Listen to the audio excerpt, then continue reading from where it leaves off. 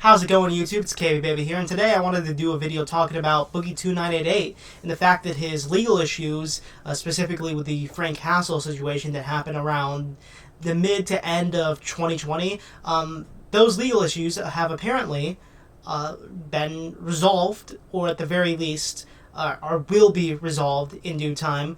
And Boogie is now free to talk about that, and I wanted to do a video talking about it because this situation with Frank Hassel, who is a eccentric character, which is the most non-biased way to describe him, at the very least, it's a kind of, they've got a bit of a sordid history for those who don't know. And I didn't give my opinion back then because I wasn't really making YouTube videos, so I figured that I would give my opinion now, and now especially now that everything's been said and done, and really just go over what I personally think about everything, right?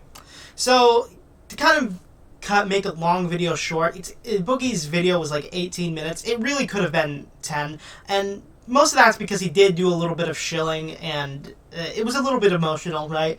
I understand why he shilled. Like, it's been a while since he's been in the public consciousness, and part of that is due to the Frank Hassel situation. He probably did, for better or worse, had to kind of keep it low, on the down low, everything that happened in that situation, and couldn't really ride the wave like most people do when they have a controversy or something to, gain relevance.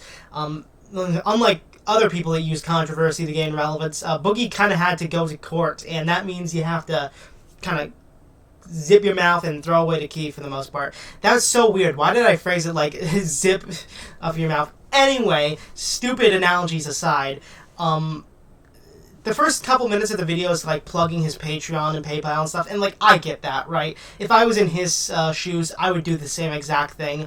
I know there's people out there that really hate Boogie and everything he stands for, and sometimes I kind of see where they're coming from, but for the most part, I think it's way too, like, over the top.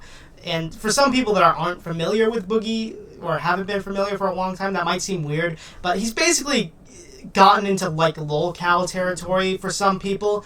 I kind of disagree to an extent. I think, things could be much worse, all considering. He has no wings of redemption, at the very least, or very other prominent lolcows. And for those of you who don't know, lolcows are, like, basically people that you would just point at and laugh at. People that are famous because it's popular to, like, mock them, right? And I'd say that Boogie's still a little too respected to kind of warrant the title of lolcow, at least at the moment, right? Maybe in a few years, or a year or two. Depends on where he goes from here, I suppose. But I think, to kind of bring it back to topic, the original situation with Frank Hassel, for those of you who don't know, Frank Hassel is an eccentric guy, kind of a comedian.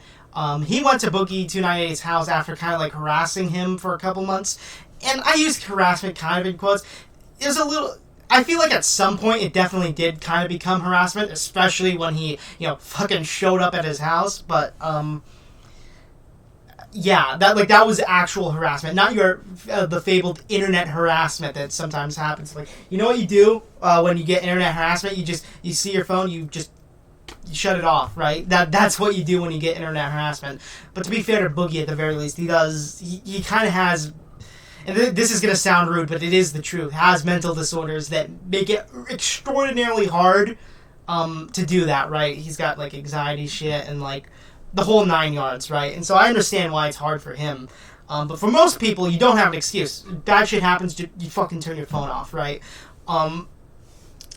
So Frank Hassel ends up going to his house eventually, and from Boogie's word, everybody he talked to basically said Frank Hassel would never show up to your house, and, well, he did.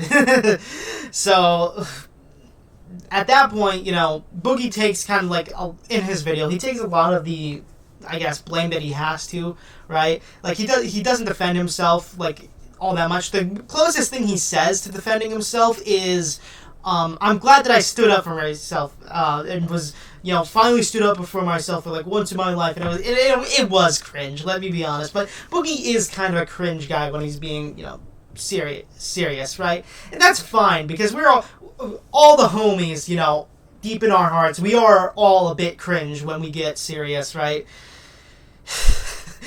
This is what happens when I go to bat for people. That sometimes I feel like I make them sound like bigger losers than they actually are. Well, sometimes I wonder why anybody would listen to me. Don't ask me to defend you. If I ever become a big YouTuber, I will unintentionally bury you and your career.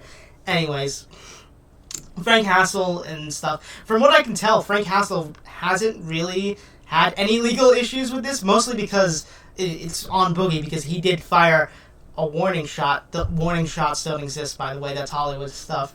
And that's a big no-no. You don't pull the trigger unless you're going to kill something. And even though you weren't aiming at something to kill, you could have killed something. So that's why you don't fire a warning shot typically. And if you do, it's on the ground, and it's not legally recognized, and it's a whole clusterfuck. Boogie kind of screwed the pooch there. But to be fair, Frank Hassel shouldn't have fucking been there. I feel like there's jokes that go a little too far. Like, I'm all for edgy jokes and stuff, but I feel like there's a point where jokes just become harassment, honestly. And I think showing up to somebody's house is the key example of that. And actually, this reminds me of a situation that happened about, I think in 2021, where Drifter called out 8 Thoughts, and for some people that might be like, whoa, you're pulling out names that I haven't heard in a while. And 8 Thoughts kind of left the internet, but he was friends with someone who went to Drifter's house with a gun, and he wasn't supposed to have a gun, and it's a whole situation. And I remember at the time people were like, people all kind of condemned 8 Thoughts, but some of these same people didn't condemn Frank Hassel, and I thought that was really funny. Honestly, in fact, I did make a video defending 8 Thoughts initially, but that was before I realized that he was friends with a guy that went to his Drifter's house, and yeah, he's gonna frank him real hard. Yeah, that's what. Anyways, that's a whole situation that deserves a retrospective someday, honestly, because I feel like there was so much about that situation that we don't know. Mostly because it wasn't 8 Thoughts' fault, but he was encouraging. It's a whole clusterfuck of a situation, and it deserves to have a video made by, if not me, by someone else in the future, right? Maybe Turkey Tom, or someone that does those documentary-style videos. Anyways, overall, when Frank Hassel went there, I kind of thought that was really cringe, but I also kind of felt like Boogie, going Desperado style on Frank Hassel. I feel like that was also kind of cringe, right? And overall, I think Frank Hassel was more in the wrong, and the only reason that Boogie was even getting charged for firing a shot and possibly endangering people was because he was a YouTuber, and there was a lot of eyes on this situation. It felt like one of those things where the people were just like, well, if we don't do this, some people are going to get mad at us, so whatever, we'll do it. And I don't know if I said this earlier in the video, but for the most part, what Boogie said will happen in his video is it's going to kind of be kicked down the road, but like 2 years. I'm not exactly sure what that means. I'm pretty sure it just means that, like, so long as nothing really happens in the next 2 years, it's going to be dropped. It's not going to be on his record, and I think that's a good thing, because I think of the 2 people in this situation, there's very clearly somebody who's more at fault, and it's not Boogie, right? And that's not to say that Frank Hassel is the worst person in the world or anything like that, because, to be fair, I do think some of it was pretty funny, but it's just, there's gotta be a limit, and I feel like that limit is going to somebody's house after, saying that, like, when I go to your house, it's gonna be worse than when your fucking mother or father, I forget who exactly Boogie molested you, right? It's... like, you don't say that and then go to their house and expect good things to happen, right? Like, if Frank Hassel got shot there, very few people would say he didn't, he should have saw it coming, right? At the very least.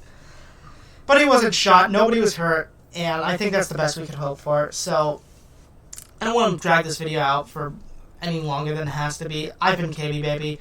Ultimately, my final thoughts kind of close this out. I'm glad Boogie's not getting too much in trouble. Frank Hassel's, he shouldn't have done that. I hope he doesn't do anything like that in the future. It was funny at times, but there's a limit, right? And I think that's what I see personally. So yeah, with all that being said, I've been KB Baby. God bless your soul. Stay rad. Don't be radicalized. And yeah, I'm signing off. Peace.